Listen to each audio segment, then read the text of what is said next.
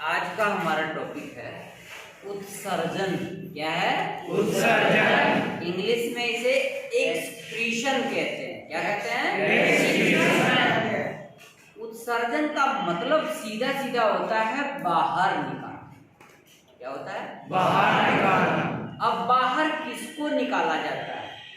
जो अनावश्यक होता है, जो अनुपयोगी होता है, उसी को तो बाहर निकाला जाता है। Yes, sir। कि उपयोगी को भी बाहर निकाल देंगे? नहीं सर। तो उत्सर्जन का सिंपल सा मतलब है बाहर निकालना। आइए आज हम एक्सक्रीशन को पहले परिभाषित करते हैं, इसके सेंटेंस को ध्यान देते हैं, फिर इसका विस्तार से हम व्याख्यान करते हैं। आइए देखिए एक बार सेंटेंस। उत्सर्जन एक्सक्रीशन शरीर में होने वाली विभिन्न उपापचयी क्रियाओं के परिणाम स्वरूप हमारे शरीर के अंदर बहुत सारी ऐसी मेटाबॉलिज्म प्रोसेस हैं जो लगातार चलती रहती हैं।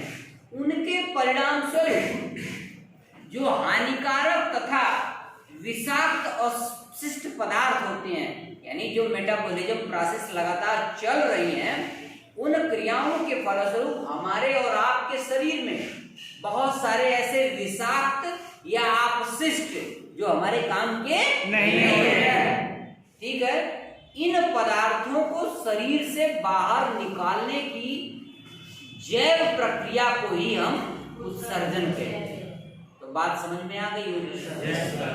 जो कुछ आपने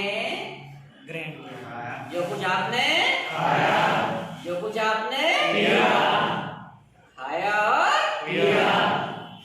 या सारा का सारा वहीं रह जाता है? जो आपके काम का होता है वो तो अवशोषित कर लिया जाता है, उपयोग में ले लिया जाता है, लेकिन जो आपके काम का नहीं है, जैसे जल जो आवश्यकता से अधिक होता है, ठीक है,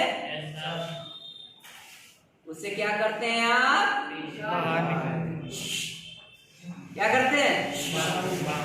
मूत्र के रूप में बाहर निकालते हैं, नहीं निकालते हैं? पसीने के रूप में निकलता है। यही उत्सर्जन है भैया, यही उत्सर्जन है। और जो भोज्य आदि पदार्थ आप लेते हैं, जो आपके काम का होता है, वो आपके अंदर आंतों में अवशोषित कर लिया जाता है।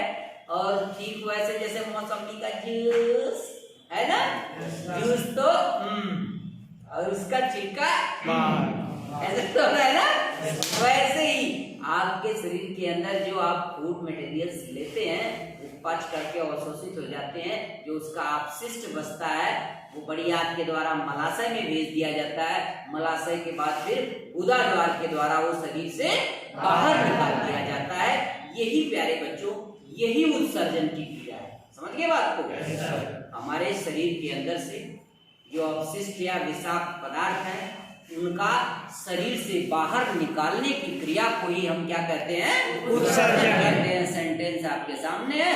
लेक्चर आपका उत्सर्जन क्या होता है ये हमने आपको बता ही दिया।